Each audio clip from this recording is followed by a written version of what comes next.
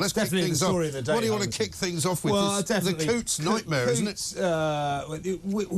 The top People's Bank, which feared reputational damage if it was linked to Nigel Farage, Nigel Farage being a Brexiteer and right-wing. It feared reputational damage. That was the reason it gave for trying to shut down his accounts. One of the reasons was that it feared reputational damage was because of his friendship with the world's greatest tennis player, Novak Djokovic. I'm not sure how reputational damage can be caused by that. But think about that. Right.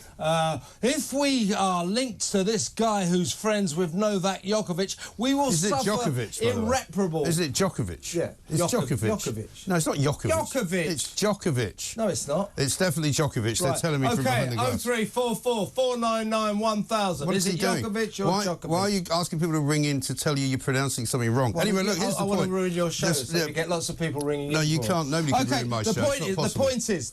You're getting a bit testy because it's Thursday now. You've been working so hard, right? It's time to calm down. Have some water, right? The big story, really, is all about whether or not the BBC correspondent who reported that Coutts said that Nigel Farage... Yeah, we haven't finished the first bit. No, we did that yesterday. No, the point is, look at their reputation now. Look at their reputation. It's in the gutter. Their reputation is in the toilet. It is. So whoever runs Coutts Bank should be facing the sack. We need a proper law to stop all of this. Yes. And as you quite rightly say, where is the BBC's apology for the completely erroneous, wrong report by the business editor Simon Jack, who said that Farage's account was not closed for purely political reasons, it was closed for financial reasons. That was not true. And what we now know, say sorry. And what we also know is that it would appear that that particular BBC correspondent was at a dinner with the woman who runs Coutts, who also happens to be a massive Remainer.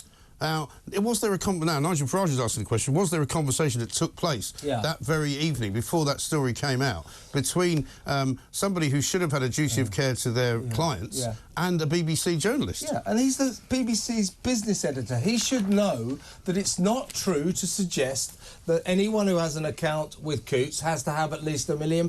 That's just not true. That's not true. Exactly right. That's not true. And he reported it. He should have known it. If he didn't know it, that's a failure of information on the part of him. Or if he did know it, I mean, he's like just propagandising. He's giving us stories that aren't true deliberately. So either way, the BBC owes the nation and Nigel Farage an apology. Yes, absolutely. And it looks as though the woman in the frame is the woman who runs NatWest, which owns Coutts, of course, who is, as you would expect, a dame. You know, she is somebody who... There's nothing like a dame. There is nothing like a dame. Dame Alison Rose, the CEO of NatWest. And obviously NatWest Group is a huge group. It also includes the Royal Bank of Scotland and also includes Coutts. And so this dinner is now the focus of an awful lot of people's ire and an awful lot of questions. What's her name again? Exactly, Dame Alison Rose. Well, Dame Alison Rose has presided over an asinine phase.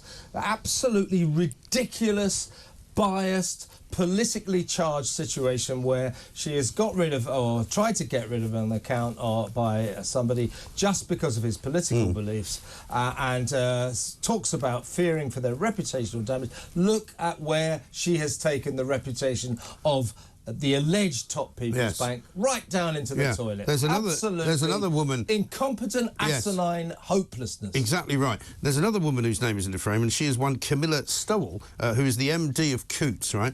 She's described as a Remainer who once judged a diversity prize. She describes herself as a Remainer, has expressed concerns about the climate crisis, and attended COP26 for Coutts. Well, now there's a surprise. Just fancy that. This is outrageous. Now, the government is saying it's going to bring in a law to stop banks doing it's on the front page this morning. And it says in the sort of narrative surrounding this that in some cases banks may even lose their licences. I would suggest this, right? If you want a proper law, you do this once.